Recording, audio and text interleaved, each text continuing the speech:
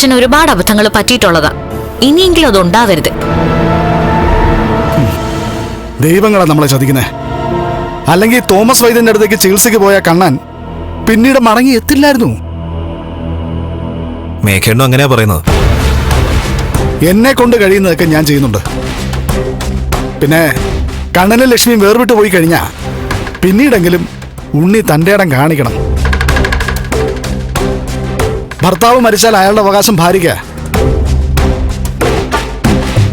എന്നാൽ ഇവിടെ നമുക്ക് അനുകൂലമായ സാഹചര്യം ഉണ്ടാക്കണം. ലക്ഷ്മിയെ വരട്ടണം.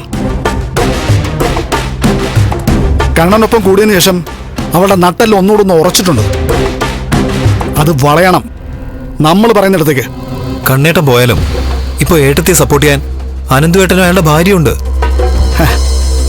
അവരൊക്കെ കാണാത്ത രീതിയിൽ അവളുടെ കൈയും കാലും ഒന്ന് കെട്ടിയിട്. അതൊക്കെ ഞാൻ ചെയ്തോളാം. പക്ഷെ സഹകരിക്കണം.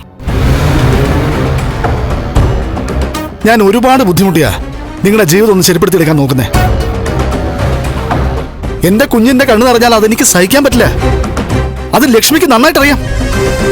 എന്നിട്ടാ അവൾക്ക് നല്ലൊരു ജീവിതം കിട്ടിയപ്പോ പഴയതൊക്കെ മറന്നു കിടക്കുന്നേ. ഫ്ലവേഴ്സിന്റെ പിൻബലത്തോടെ 24ന്റെ പുതിയ സംരംഭം 24 സ്റ്റഡി അബ്രോഡ്.